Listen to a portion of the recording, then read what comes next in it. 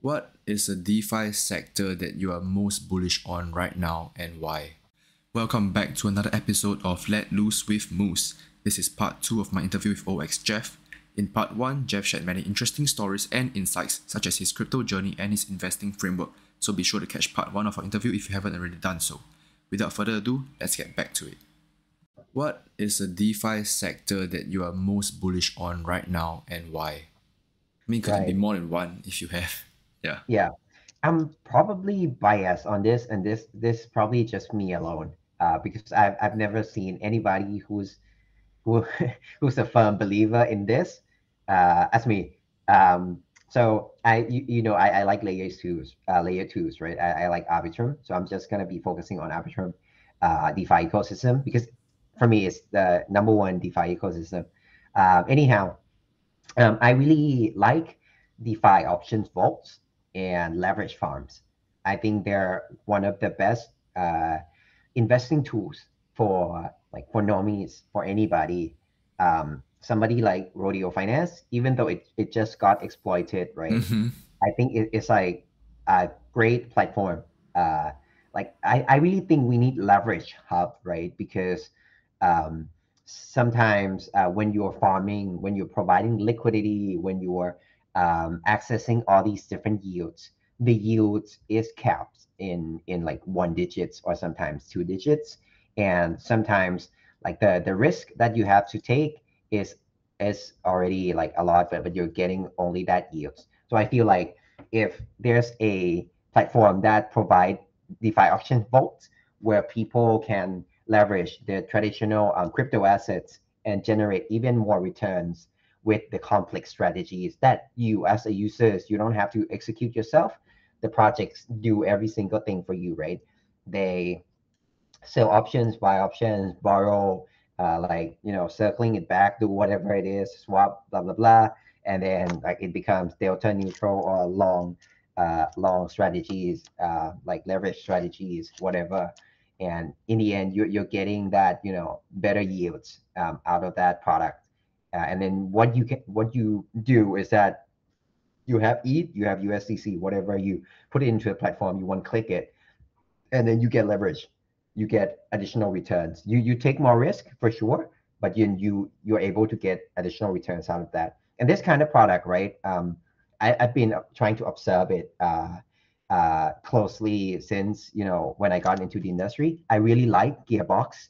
I think Gearbox, they're like a prime brokerage, right? They're in the middle, and then they have all these whitelisted asset and different strategies that you can under collateralize, and then leverage on top of that. uh, so I think it's really great. It brings more capital efficiency, right? If you have $1,000, you can farm like for like $10,000 or more. So I really like that, but there's a lot of sort of I think it's a bit complex to use Gearbox, and it's limited strategies to like really blue chip projects. And as you know, I'm really degen. I want to be exploring like more higher risk yields, right, for longer tail assets, like riskier low market cap assets, in which somebody like Rodeo really has it on their platform, like PLV, GLP, like JUSDC, and like all the LPs that they put in there, and like you can leverage up to 5x, right? So that's pretty cool.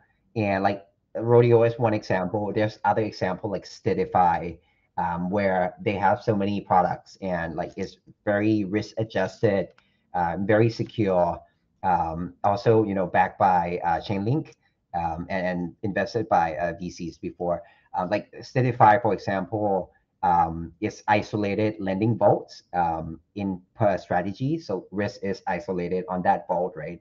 And then they have sort of auto rebalancing, where if you leverage 3x in that vault, and then your position, the vault is almost getting liquidated, right? Because whatever the vault rebalances itself.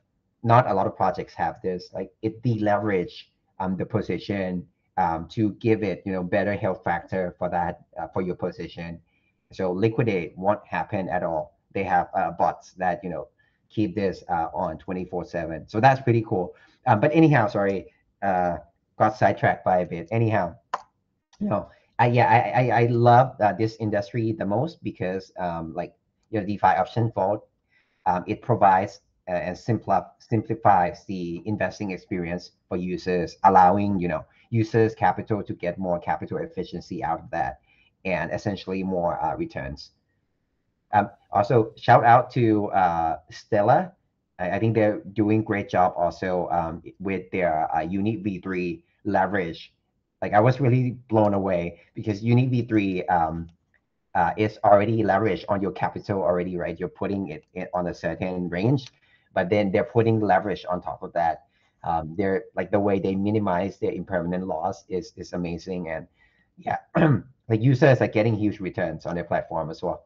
Um, and also shout out to Volca, who's trying out something similar also in not something similar to Seller, but doing delta neutrals. And I love the way they name all these different products. Like they name it cocktail, they name it vodka, they name it different alcoholic names, and then they're trying to be the sort of the leverage hub and also like DeFi option vault, right, for all things pubs.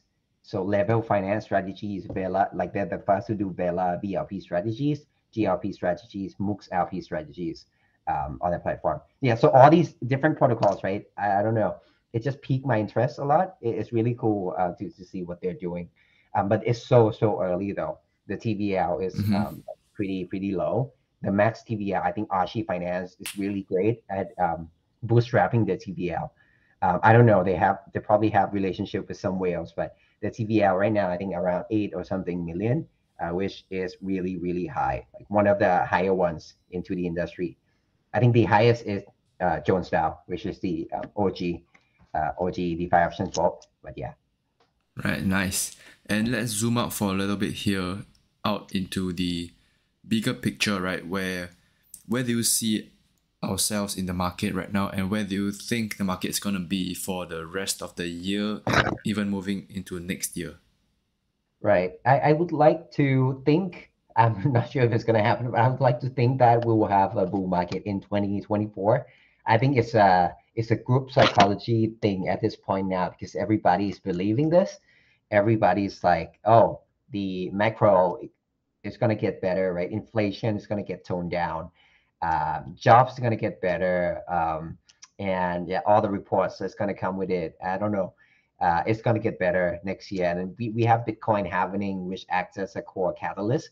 We have the Ethereum sort of what's that upgrade? EIP 4844 or something upgrade that's coming also as a catalyst.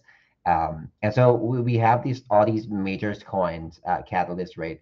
Bitcoin happening being the biggest one, and from what we see, it usually pumps every single time. Right? Not sure if this time will, but I think everybody is believing that, and I believe it too. So I'm not so close with the macro side of things right now, right? But yeah, that's I guess that's what I think, and I think DeFi is likely gonna change a lot. I think DeFi from right now, because we're in a choppy bear market, a lot of good and I would say good, like underperforming projects or like will get chopped out by the market, right? And then just lose traction. I was it would be like just like in 2022 and then at the end of 2021, like where DeFi summer already happened and we see DeFi 1.0 tokens getting chopped up and then getting outperformed by ETH. I think in this cycle, we're gonna see something similar with the newly launched coin who do not really perform well. Like all these coins are gonna go down, right? 90%. But the I think good projects will eventually come out and sort of do a U-turn on that in terms of price action, in terms of traction, TVL, and everything. We see this already happen this year, since last year, right? Something like Pendle. I think they're one of the strongest project right now, right? They have been building for more than 2 to 3 years, they were, building in the last bull market, during the last bull market as well, right? I remember this because when I had my rap memo, like Pendo was launching PT and YT token for a rap memo, and I was trying to play around with it. I put it in also. I broke it down to YTPT, and then there was like a couple of YouTubers who were like, "Oh shit, 6 digits, like 700,000 APY if you put it in Pendo," and nobody really understand what's Pendo doing. Like, what is it doing to my rap memo? Nobody understand. Um, but people put it in anyway.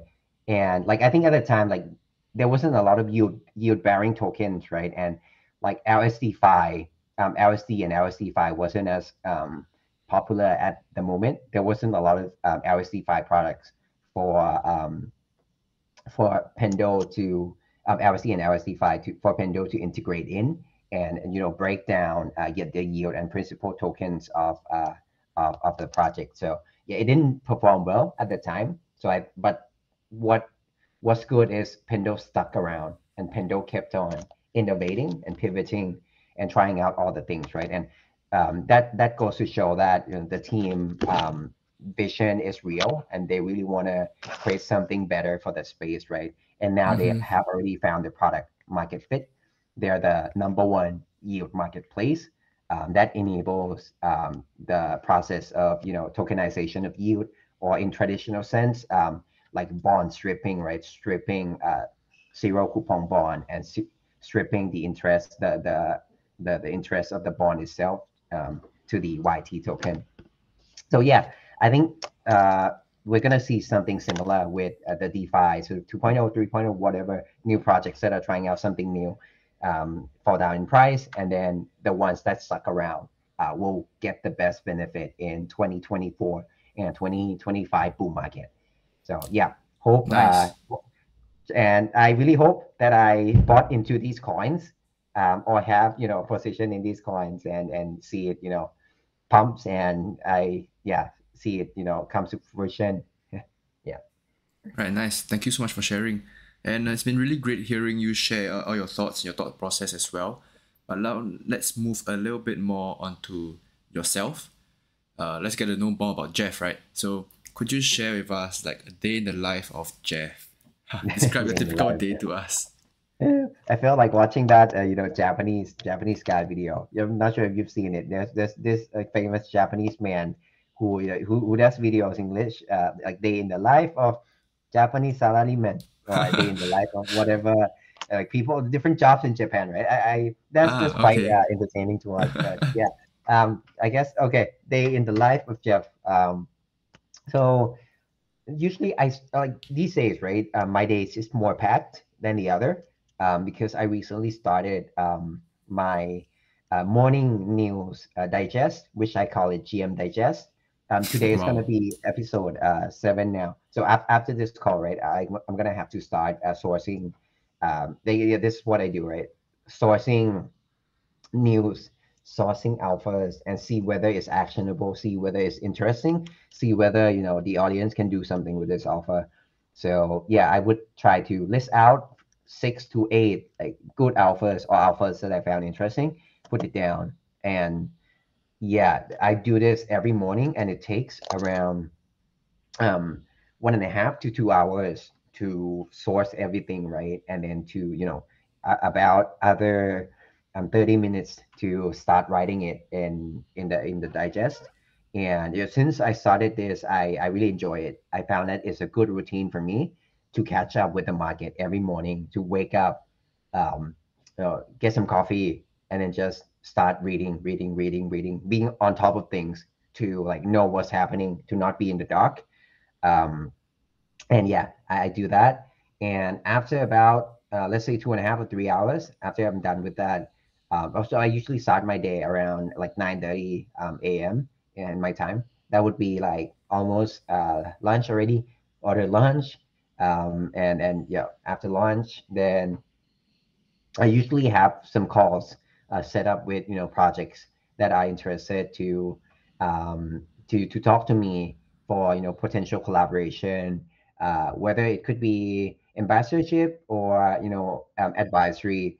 So these days, like previously there's a lot more sort of sponsored content, sponsored tweet that they want me to do. I did that for a bit, and then a few followers DM me also, like they were like, oh, we used to like your content, but they weren't this brazen, right? But the message was like, oh, we used to like your content, but why are you doing so much sponsored thread right now? Understand that you have to feed your family, but come on, something like this, right? So I sort of reflected on that a bit, and yeah, I felt that it doesn't really make sense to do a lot of that. It makes more sense if I advise projects that I'm bullish in, and then yeah, only collaborate with the ones that I believe in long term, Mm-hmm. and the projects that I would be investing in. And yeah, so these days it would just be like long term collaboration and advisory in terms of I would be advising like the projects, talking to the projects every week. There are a few projects now, talking to projects every week, and then sharing my thoughts on the market, like getting the updates from the teams, right? In terms of what are they up to, what's the product like, marketing, the plans, whether it's follow the timeline that they set. What do they need? My help or my advice with, and also sometimes I help suggest or recommend KOLs, other KOLs to them as well if they're in need of more, brand awareness, more KOL to help out spread the word about the projects, right? So yeah, so yeah, throughout different days, right? It's always the same. Start the day with this, and then usually I would try to not have more than two meetings, 2 to 3 meetings per day. So I have time to research also, like research, and then check on like the new ecosystem that's launching, right? Create like a mega thread on it. I think last a week or a week and a half ago, that was Mantle. Um, so yeah, something new like this, right? I want to keep on research on the topics that interest me, and yeah, just trying to allocate the time that I have for that, and the rest of it, yeah, just chilling, right? I guess just yeah, trying to touch grass and be off of the screen for a while. All right, so you shared about the chilling and touching some grass afterwards. So that brings me to my next question. Like, what are some of your hobbies like outside of your crypto and outside of work? In terms of hobbies, right? I used to I got very addicted to gaming. Yeah, so now I have to try and find other things to do as well. But I used to play a lot of games, like mobile games, Uh-huh. MMORPG games. Right. Yeah, I spent too much time on that. But before that, I used to exercise a lot more. So I think after I used the game to sort of uh, coping mechanisms, I think that sort of mess up my routine, my healthy habits a bit, and like I'm starting to change that right now. So what I'm planning to do, I guess, is just to bring the habit of exercise back first, and then yeah, I want to explore a lot more, like go outside, man. I usually stay inside a lot these days, just being like waking up, working, and then the only time that I would be, going outside for a brief moment is when I order food from Grab or from the apps, right? And then just go down and pick it up. So I think that yeah, that's bad. That's not really good habits at all. So yeah, just still trying to just cover it, right? But other than that, I would yeah, spend time with my girlfriend, spend time with family, spending time out like from the screen, maybe watch movies. No, yeah, which this just came to my mind. Barbie is really good. For those listening, if you haven't watched Barbie, you have to watch it, man. It's um don't let the what's the word, preconceptions, don't let the Barbie image trick you. Don't let it get to you, right? I think Barbies are the things little girls play with, right? But this movie is like it's genius, man. It's I think it's more a comedy movie than the point of it is you shouldn't take it seriously. You should just go with open mind and just enjoy.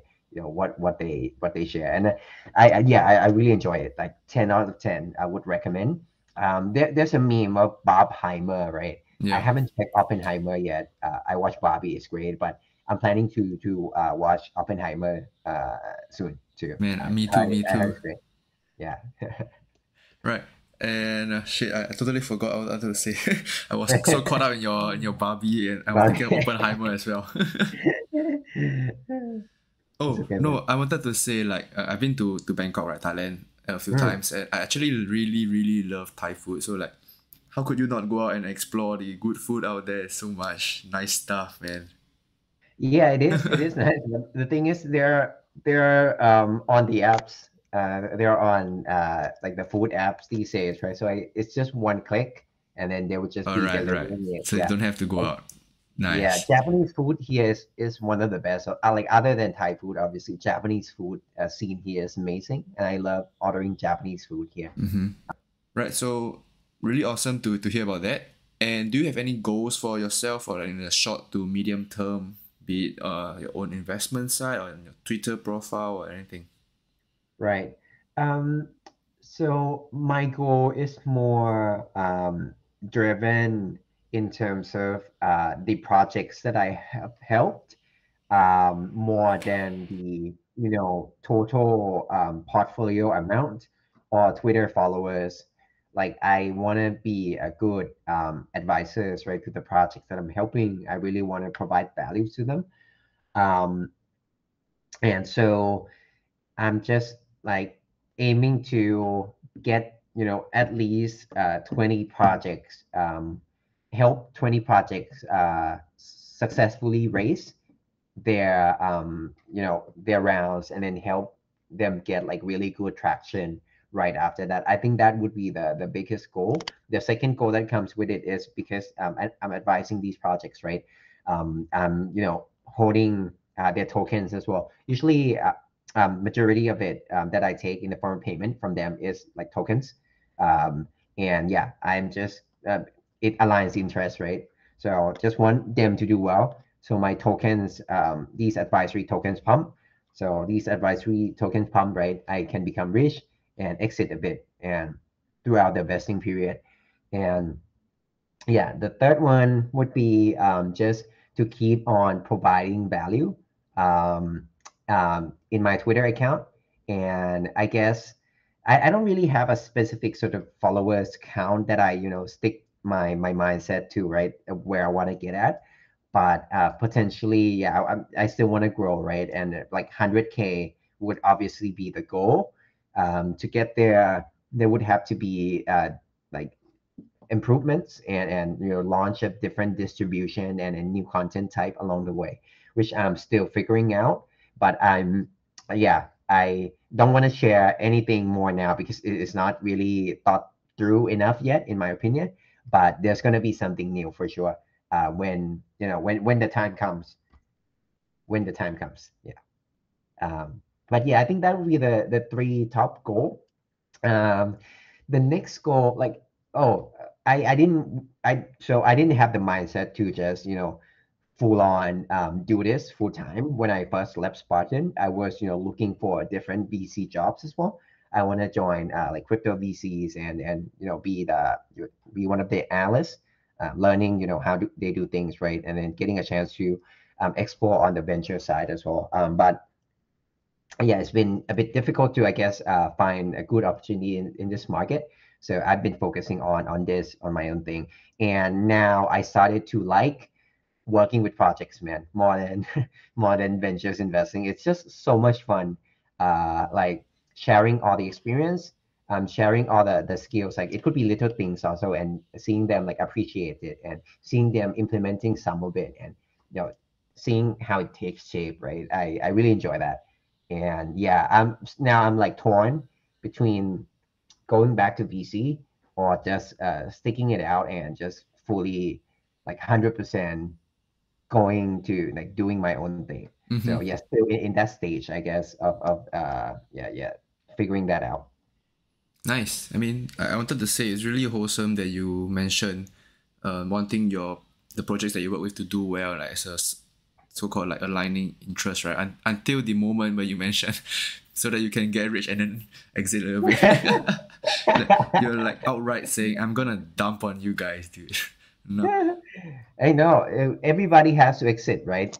Absolutely, everybody yeah, has to I know. exit, but except the that this is the reality. Everybody has to exit except the team. Like people don't want team to exit. We see that took place. I think with not sure if it's Aave or like one big protocol. Like founders want to exit a bit, right? So Oh yeah, he yeah, was yeah borrowing it out or something. I yeah. forgot, He but did. yeah that didn't end well and that became like a big thing but it should be okay it should be okay for founders and advisors to exit some part because they're human man they're living their life just like us like eating enjoying life they should be able to take shares like like like in business right when you IPO you exit you can sell your shares in here you have tokens it's a freer market you should be able to sell your tokens a bit after your vesting period to cash out and enjoy your life man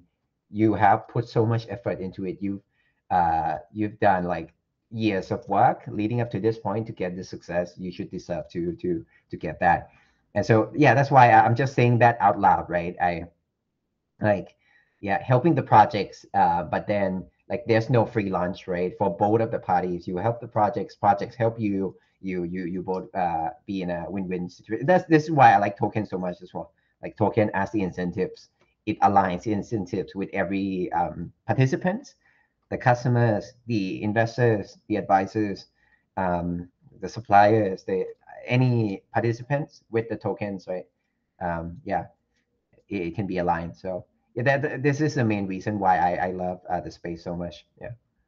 Right. Actually, I do agree. Just that it's not a very well received thing at the moment, right? Where people have like negative sentiments towards dumping. But as G or Degen Spartan said, he's gonna dump on you guys as well, right? Yeah.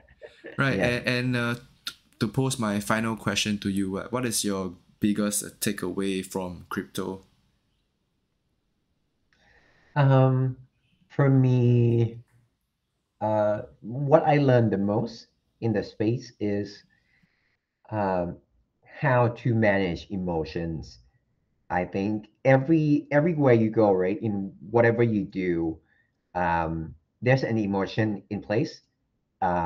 It's easy if you don't have a bet like and if you don't hold a position, if you don't invest into it, if you're not or if you're not like heavily invested emotionally into it, like it's easy to say that like I can keep my emotions in check. I can like I'm very rational, but I think human is a very emotional creature a lot of times when we're making drastic decisions, it comes from emotions, no matter how you want to deny it. I mean, emotions just there, right? You can't really like sometimes you can't really do something about it. But what I learned more in crypto is to learn to control my emotions through. And this is gonna be like trading. I learned this most from trading actively every day and to best control the emotion is to learn how to sizing your entry and to size your exit as well. There are emotions in both when it goes up or when it comes down, right? When it goes up and you're not in, but then you have been up closely monitoring this coin. You really wanted to get in, but you didn't get in. But then it goes up 3x. What do you feel? You feel like you fumbled the bag, right? You feel like you didn't even like got in, man. Like what is this? Like why did I waste my time? And then you go out to like if you can't control your emotion, right? You go to Twitter and then you're like, oh, this project scam, and team rock, very sus no good. You can do that, right? But this when it comes down, that's the common one, right? Where you've been holding that and you bought it in, and then the project immediately goes down. You buy and then it crash, the meme, right? But so what I do to prevent my emotions getting in the way of making the proper rational decisions on these scenarios, right? Is I just size very small.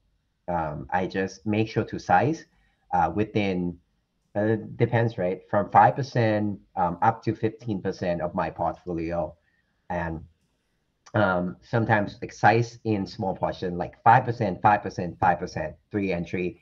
It's way easier to do this on layer twos because gas is small, right? Especially if you're putting in like $400, $300, or sometimes even smaller, like $50. It's like the gas will not really impact anything. Like gas is extremely small. And like the fees is just there, right? The swap fees. No matter how many swaps you make, the fees just like that fees. So that's what I do. In Ethereum, I try to DCA as well, but in a bigger size because the gas is a bit, you know, more, and like yeah, and size it properly in small, in you know, in two or three sizes, and you know, when you see every pumps, probably PTSD from bear market as well, man. So when you see pumps, try to know when to take profit. Like I mentioned, my framework of 2x, 3x, or yeah, or 50%. Like take that kind of profit. I found that this kind of framework, right, really helps put myself in a third person mode and looking at myself and looking at the investment, right, as another investment. Like I'm not married to it. Like I bought this and I sold it for a profit. Like even if I like the projects, I would just take profits, right? But leave some of it because you really believe in it. So it depends on the conviction, right? The amount that I left in there would differ. But yeah, found out that this helps out a lot in keeping it in check. And I think emotions is the biggest factor that hinders the performance of anybody in when making investment decision and growing their portfolio. Right, nice. Thank you so much for sharing. And to end this off, as I usually do, could you give me 3 names for guest nominations for the podcast? Yes. So wait. The I think I'm probably a bit biased, but I like DeFi Maestro. I think he provides a lot of value. Mm-hmm. And I know he's been a bunch of podcasts or a bunch of interviews before, right? But yeah, I think he would be the top guy here. The other guy that I could think of right now, and then the third guy I'll take a bit of time to think. But the second guy is my close friend, also from Spartan Group. He is, from the advisory house, like me. He is, wait, I forgot his Twitter account. He's been off for Twitter for a while, but he's been helping and advising a lot of projects as well. He's pretty degen, and he is in Singapore as well. Similarly to DeFi Maestro. Forgot his Twitter account. Ah, DeFi. Wait, sorry. One sec. I'll search on Twitter right now. Uh,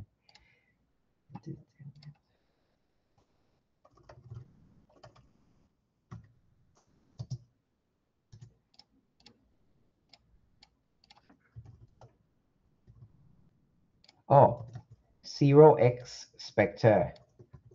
0x All right. Spectre. Yeah, this guy. I think he would be a good guy to bring.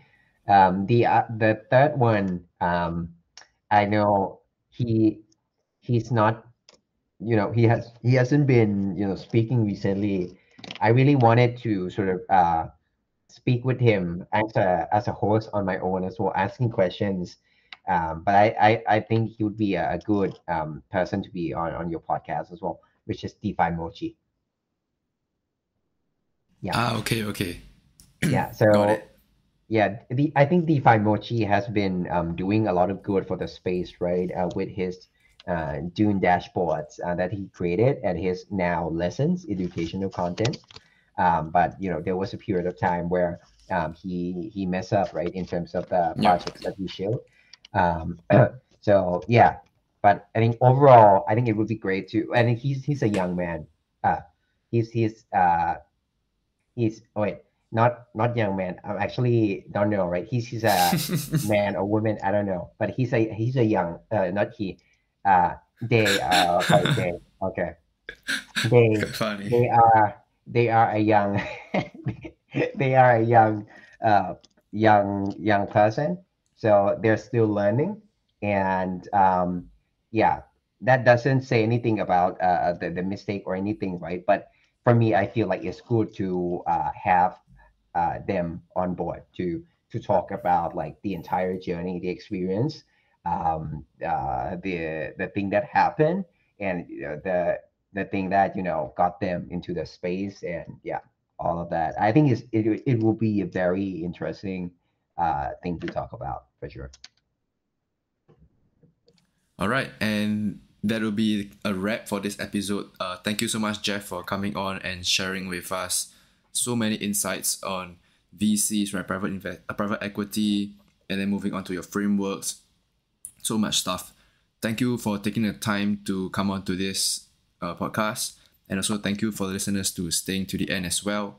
So if you have not checked Jeff out yet, do remember to check him out on Twitter. I will link his links down below as usual, and of course please give me a subscribe and a follow on Twitter as well. Thank you so much. Yes. See you in next episode. Bye bye. Bye bye. That brings us to the end of this episode. I hope you enjoyed this episode as much as I did. Before you go, do remember to give us a thumbs up and hit the subscribe button so you never miss a thing. Comment down below what you liked about this episode, who you would like me to interview next, or any topics that you want to learn more about. Until next time, this is Moose moving out.